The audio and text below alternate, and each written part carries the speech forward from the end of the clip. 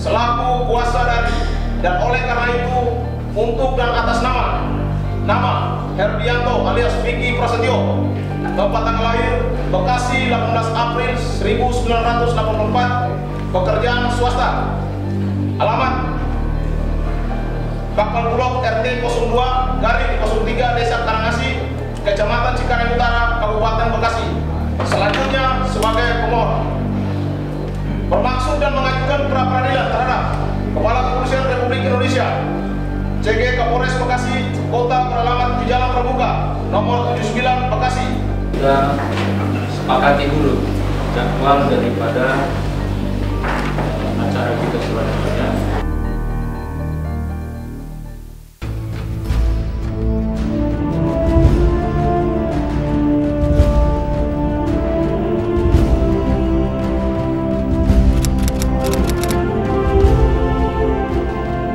Kasus Vicky Prasetyo, mantan tunangan Zaskia Gotik yang kembali dipenjara terus bergulir panas. Tidak hanya mengusik mantan tunangannya, Vicky juga melakukan gugatan pra-peradilan terhadap pihak kepolisian Polres Kota Bekasi.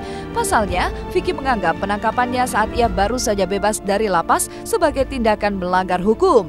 Dan kemarin, sidang pertama gugatan pra-peradilan Vicky digelar di Pengadilan Negeri Kota Bekasi. Tapi sayang, di sidang tersebut Vicky tidak dihadirkan. Sontak saja sang ibu pun meradang dan menuduh aparat hukum telah bertindak zolim. Begitupun kuasa hukum Vicky menuntut kepada majelis hakim agar Vicky bisa dihadirkan dalam sidang pembuktian nanti. Lantas mengapa Vicky tidak dihadirkan dalam sidang pra-peradilan kemarin? Sampai nanti kita juga minta tadi dengan tegas ke pengadilan bahwa rencana pembuktian Vicky dihadirkan di pengadilan sini, ya, persidangan. Jadi harus dengar juga keterangan dari dia, dan itu kalau menurut saya putusan yang tepat. Dan pengadilan sudah memerintahkan dengan jelas bahwa pihak Vicky atau sebagai tersangka juga harus hadir di sini untuk menyatakan kesaksiannya di pengadilan negeri. Kita keberatan karena kan Pak Vicky sudah menguasakan kepada kuasanya. Sudah menunjuk kuasa yang tadi itu. Tidak perlu hadir.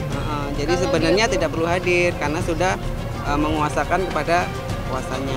Iya, tentunya kecewa ya. Tentunya kecewa sekali gitu. Dalam arti kata kecewa, kelihatan banget bahwa mereka memang tidak adil. Dari awal juga memang saya sudah menduga ya. Waktu pembuatan PB-nya Vicky pun itu PB-nya nggak kelar-kelar. Sampai yang lain temennya udah pulang duluan, Vicky belum. Di situ juga udah kelihatan kejoliman mereka tuh, kejoliman mereka tuh kelihatan semua.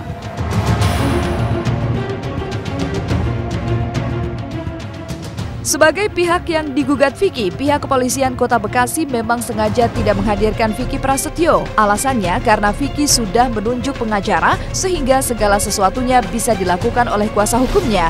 Tapi apa yang membuat kuasa hukum Vicky tetap ngotot berjuang untuk menghadirkan Vicky di ruang sidang? Dan akankah pihak Polres Kota Bekasi mengabulkan dan menghadirkan Vicky di ruang sidang? Nanti kita pertimbangkan dulu. Nanti kemarin tadi sudah diizin Pak Hakim, jadi kita pertimbangkan dulu.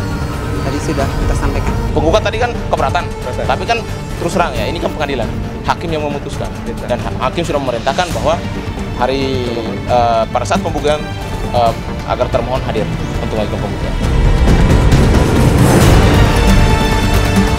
Vicky tidak dihadirkan di sidang perdananya. Kepiluan pun mengoyak hati Emma Fauzia, sang bunda. Wanita parubaya itu dibekap kesedihan karena anak kesayangannya harus terus mendekam di balik jeruji besi. Hatinya semakin pilu karena sebagai seorang ibu, ia belum juga mampu membebaskan Vicky dari dinginnya tembok penjara. Padahal andai ia mampu membayar uang yang dianggap telah digelapkan Vicky, anak kesayangannya itu bisa bebas. Tapi apa mau dikata, kondisi ekonomi Emma sendiri saat ini sedang porak-poranda dan morat-marit. Emma bahkan rela menjual seluruh aset yang dimiliki demi membebaskan putra tercintanya. Saat ini yang saya sedihkan, saya belum bisa nebus Vicky. Sedih. Saya nggak ada keuangan untuk barter Vicky dari penjara. Mereka minta barteran ada uang Vicky keluar. Saya nggak, yang sampai saat ini yang saya sedihkan itu nggak ada uang untuk barteran kebebasan Vicky. Uang Vicky udah habis, saya nggak ada keuangan. 400 juta nggak banyak, tapi kan kalau kita memang nggak ada, itu nggak ada. Iya, kalau mungkin waktu dia minta, waktu awal-awal Vicky masih ditahan ya, kira-kira 10 bulan yang lalu lah gitu, 6 bulan yang lalu mungkin keuangan itu masih ada ya. Sekarang ini udah nggak ada. Bulan puasa kemarin aja masih ada, sekarang nggak ada. Ya yang saya bisa lakukan cari keuangan, cuma di mana cari sebanyak itu. Maka inilah perjuangan akhir Emma Fauzia untuk membebaskan Vicky dari Hotel Prodeo. Segala aset yang dimilikinya, mulai dari toko tempat ia biasa berusaha, beberapa kontrakan, hingga mobil pribadinya rela ia jual demi sebuah kebebasan. Tapi benarkah jika ada kekhawatiran di hati Emma jika keseluruhan asetnya itu tak cukup nominalnya untuk menebus sang putra? Saya kan ada aset juga, saya mau jual aset-aset. Tapi kita jual aset lama, susah. Ya ada toko Vicky, ada kontrakan. Sekarang kalau kita jual perhiasan apa, harganya juga lagi merosot. Udah banyak banget kendalanya. Ya sekarang saya jual mobil, jual apa, juga belum cukup. Jadi kan percuma aja. Sesen pun dia kurang sedikit pun dia nggak mau. Itulah yang kesedihan saya di sini.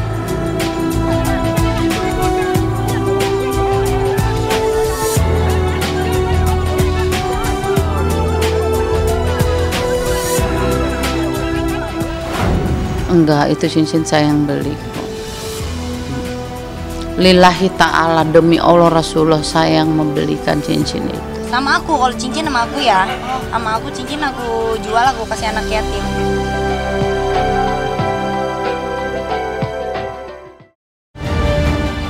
Kasus penipuan yang dilakukan Vicky Prasetyo tak ubahnya bola panas yang siap memerangkap siapa saja. Bahkan Zaskia Gotik yang pernah menjadi tunangan Vicky namanya mulai disebut-sebut dan diminta untuk bertanggung jawab.